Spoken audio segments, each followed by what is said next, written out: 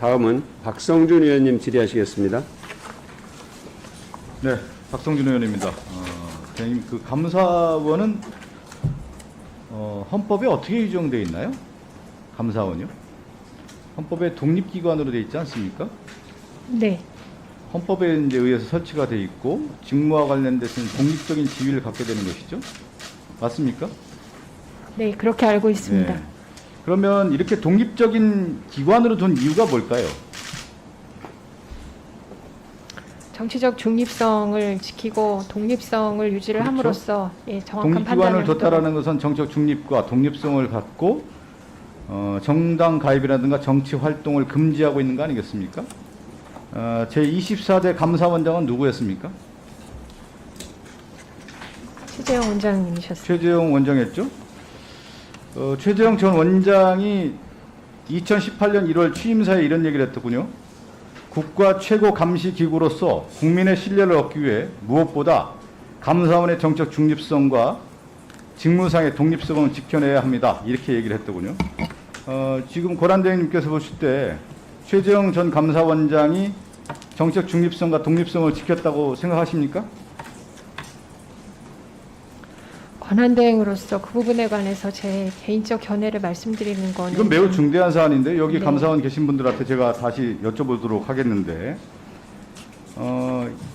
이분이 2021년 7월 16일 날 감사원장 임기 중에 사퇴를 한단 말이에요. 17일 만에 사퇴를 하고 정치권에 뛰어들어서 국민의당 입당을 하고 대선 출마를 하게 돼요. 이것은 앞서 얘기한 것처럼 감사원의 정책 중립성과 독립성을 부정하는 그런 행위가 되는 거고 감사원의 존립 기반을 훼손하는 것이다. 그리고 이건 매우 중요한 부분인데 제가 얘기한 것처럼 감사원의 독립기관을 둔 것은 헌법적 가치의 존중을 나타내는 겁니다. 그러면 감사원장을 했던 사람이 중도 사퇴라고 정당을 가입했다라는 거 이것은 헌법적 가치를 훼손하는 겁니까? 아닙니까?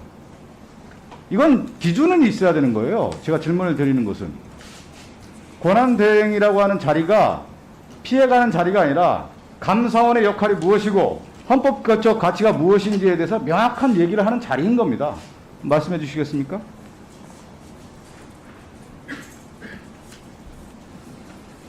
자, 그러면 헌법적 가치를 훼손했다고 하는데요. 감사원법 제10조는 어떻게 되어 있습니까? 정치운동의 금지 조항을 두고 있죠. 그리고 제가 보니까 국가공무원법 제65조 정치운동의 금지가 되어 있습니다. 자, 그러면 사무총장님한테 여쭤볼게요. 감사원의 감사원 직원이 정치활동을 했을 경우 어떻게 합니까?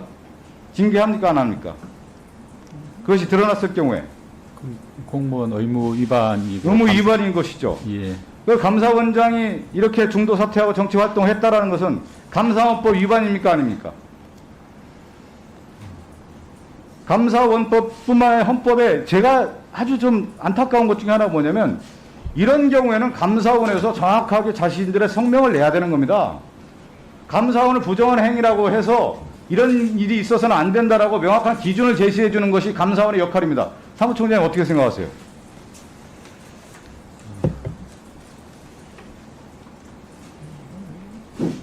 감사원은 어디를 감찰합니까? 예, 공직사회. 공직자를 감찰하는 기관 아니겠어요? 네, 그러면 그렇습니다. 감사원 자체가 감사원장이 그런 공직에 대한 부분을 훼손했을 경우에 감사원이 감사원장을 감찰해야 되는 거 아니겠습니까? 사무총장 어떻게 생각하세요?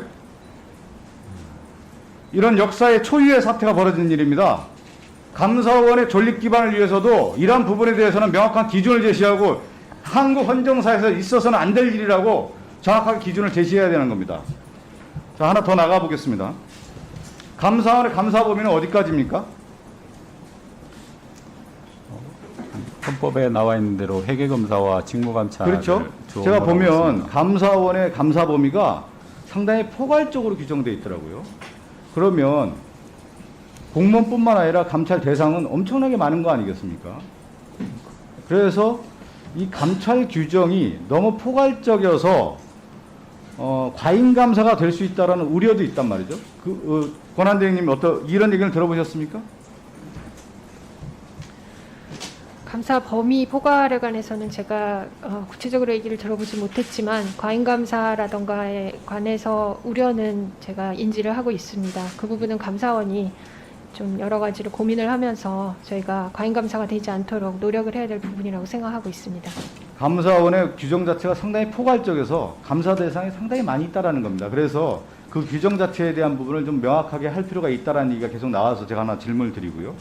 그와 반면에 감사원의 경우 자체 감사, 내부 감찰을 진행했는데 2018년부터 2021년 상반기까지요. 내부 감찰로 적발돼서 징계한 조치한 건수가 4건에 불과합니다. 맞습니까? 이것은 참여연대 보도자를 통해서 제가 확인한 자료입니다. 대행님 맞습니까? 네, 그렇게 알고 있습니다. 자, 그거를 더 나가보면 검찰에 따르면요. 2020년 피의자 신분으로 확인된 감사원 소속 공직자가 8명입니다. 그리고 2019년에는 14명이에요. 근데 제가 얘기 드린 것처럼 2018년부터 2021년 상반기까지 4명에 불과한데 검찰에 따르면요. 이렇게 많은 숫자가 나오게 됩니다. 그럼 여기서 뭐를 읽을 수 있습니까? 대행님? 저희 감찰 기준이나 아니면 내부적 징계의 기준이 혹시 좀 미비한 부분이 있는지 저희가 좀 살펴봐야 될 것 이건 같습니다. 이 내용 자체로 봤을 때 단순 비교했을 경우에는 감사원이 자신들의 직원에 대해서는 제 식구 감싸기를 한 겁니다. 그렇게 해석되지 않습니까? 일반적인 시민들을 볼 때, 상식적인 수준을 볼 때 그렇게 읽혀지지 않습니까? 그 위원님의 우려는 충분히 이해를 합니다.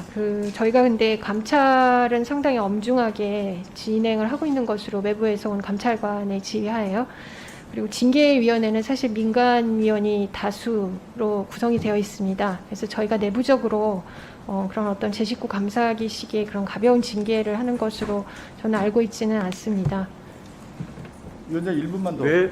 주시기 바라겠습니다. 제가 법사위를 들어와서요. 국가 이런 감찰기관들이 있지 않습니까? 법원도 있고요. 그 다음에 이제 검찰도 있고요. 감사원도 있고요. 내부 감찰 규정이요. 상당히 미비해요. 내부 직원이 문제가 있었을 경우 그 징계한 내용들을 보면 어떻게 이럴 수 있나 이 정도입니다. 제가 처음에 얘기 드린 것처럼 감사원은 공무원들을 감찰하는 기구인데 포괄적으로 되어 있단 말이에요. 공무원의 잘못된 사소한 잘못된 부분에 대해서는 언제든지 징계할 수 감찰할 수 있는데 법원도 마찬가지예요. 검찰도 마찬가지고 감사원도 내부 직원에 대해서는 손을 안 대는 쪽에 규정들을 두고 있더라는 거예요. 그렇게 생각하지 않습니까? 그걸 더 나가서 처음에 질문 드린 겁니다. 감사원장이 헌법적 가치를 훼손한 거예요. 감사원법과 국가공무원법을 훼손한 사람입니다. 이런 부분에 대해서는 국가 공직기강을 위해서도 감사원이 명확하게 제시를 해주는 게 맞다. 사제에 관련된 미비점이 있다고 하면 제도적으로 보완하시라. 이런 말씀 드립니다. 네, 공직사회의 모범이 될 수 있도록 저희가 최선을 다하도록 하겠습니다. 네, 수고하셨습니다.